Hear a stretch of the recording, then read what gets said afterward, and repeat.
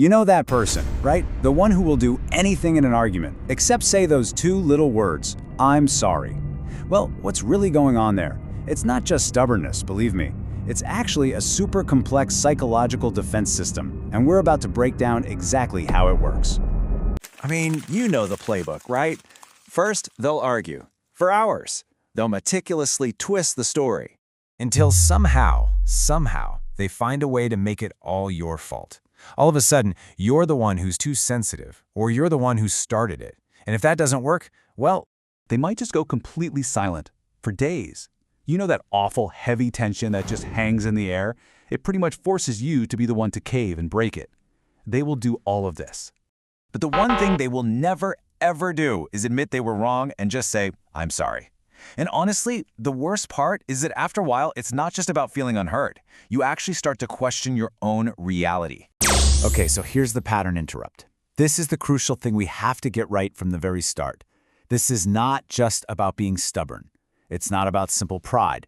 What we are actually looking at here is a deeply, deeply ingrained psychological defense system. It's a shield, and it's designed to protect a very, very fragile sense of self. So before we dive into the psychology of the person who won't apologize, let's actually start with the person on the receiving end. Let's diagnose the impact on you.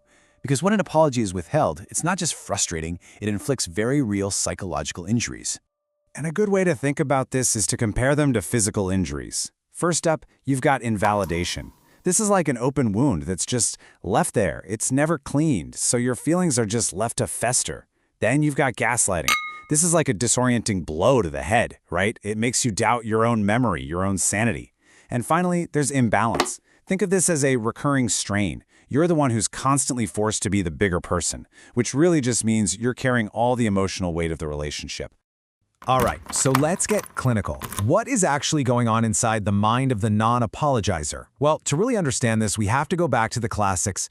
We're talking about Sigmund Freud. He was the one who first identified the ego's unconscious defense mechanisms. These are basically the automatic shields the brain just throws up to avoid emotional pain. Okay, first up is the most straightforward defense, denial. We're talking about a literal rejection of reality. So when they say, "that didn't happen," they aren't just lying in the way you and I might think of it. No, on a much deeper unconscious level, their mind is actively blocking a version of reality that would trigger overwhelming guilt and threaten their entire identity. Next up, we've got projection. Oh, this is a classic. This is where they take their own mistake, their own shame, and just unload it onto you. So when you hear, "you're just too sensitive," or "you're the one who always starts the fights," what's really happening? They're offloading their own internal baggage. It's a neat little trick to protect their ego from ever having to feel flawed. Then we have rationalization. This is where the person becomes a master storyteller. They construct this airtight, totally logical-sounding reason for their bad behavior. You'll hear things like, "well, I only said that because you." They're crafting a whole narrative where they are, of course, the reasonable one. It's a self-serving story designed to make their actions feel 100% justified. And finally, there's reaction formation. Now this one is fascinating. Instead of showing even a hint of remorse, they do the exact opposite. They double down hard with aggression or extreme defensiveness.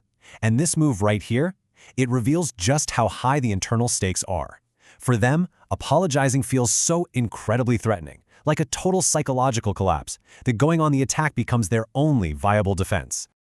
Okay, but look, all these defense mechanisms we just talked about, they're really just the symptoms.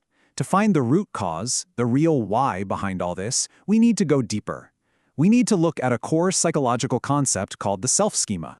So, what is a self-schema? Think of it like a mental blueprint. It's the story a person tells themselves about who they are. And for people who can't apologize, that blueprint is often incredibly rigid, almost brittle. It's built around these core foundational beliefs like, "I'm a good person," "I'm competent," or the big one, "I'm always right." And this isn't just a preference, you guys. This is a non-negotiable, concrete part of their identity. So, what happens when reality comes crashing into this perfect little blueprint? It's a collision. On one side, you have their core belief system, "I am always right." And on the other, you have objective reality, "I made a mistake." For them, these two things absolutely cannot coexist in their mind at the same time. This internal clash, it creates this state of intense, almost painful mental discomfort. It's called cognitive dissonance. The best way to think of it is like unbearable psychological static in your brain. And because changing their core identity, admitting they might be flawed, is just too terrifying to even consider, their only option is to distort reality. They have to change the story to get rid of that static. So, you gotta ask, where does a blueprint this rigid even come from? Well, so often the wiring for this kind of behavior is set way back in childhood. And for these individuals, an apology doesn't just feel uncomfortable or awkward. No, it feels like a full-blown existential threat. You see, many people who can't apologize grew up in environments where making a mistake was a huge deal. It was punished harshly. Vulnerability was seen as weakness and it was mocked. And admitting you were wrong, that just led to shame or ridicule. In that kind of world, love isn't a given. It's conditional. It's something you have to earn through performance and perfection. And over time, their actual nervous system gets calibrated by this environment. It learns a simple, brutal equation. Mistake equals shame, and therefore, apology equals danger. To them, saying, "I'm sorry," feels, on a deep, subconscious level, like losing everything. Losing power, losing status, losing their very self-worth. It's not a conversation for them. It's a survival threat. Okay, so now let's talk about the fallout. What are the consequences of this dynamic in a real relationship? And it's really important that we make a key clinical distinction here, because even though this behavior is super damaging, it doesn't automatically mean someone has a full-blown personality disorder. So let me be crystal clear here. Not everyone who has a hard time apologizing is a narcissist, but this behavior often stems from traits that are associated with narcissistic personality disorder. Things like a super fragile self-esteem that's hidden under this confident mask, and an intense, overwhelming need to protect their public image. For someone with these traits, an apology feels like ego death. The behavior can look the same, but a full clinical diagnosis of NPD requires a much broader, more pervasive pattern of grandiosity and a fundamental lack of empathy. This constant refusal to apologize, it creates this massive imbalance of power in the relationship. It basically forces you, the other person, to do all the emotional labor. You're the one who finds yourself constantly over-explaining your own feelings. You're chasing this sense of closure that they will never, ever give you. And in the end, you're probably taking responsibility for their actions just to keep the peace. It is absolutely exhausting.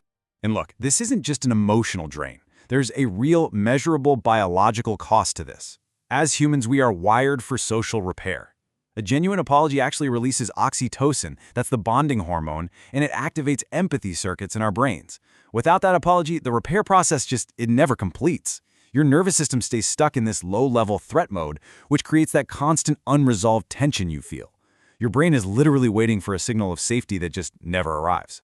So when you step back and look at the whole picture, you realize we need to reframe the entire situation. The real issue isn't about whether they can manage to say the words, "I'm sorry." That's not it. The real issue is whether they are capable of taking responsibility for their own actions. And that leads us to the most important question of all. Is a person who fundamentally cannot do that emotionally safe for you?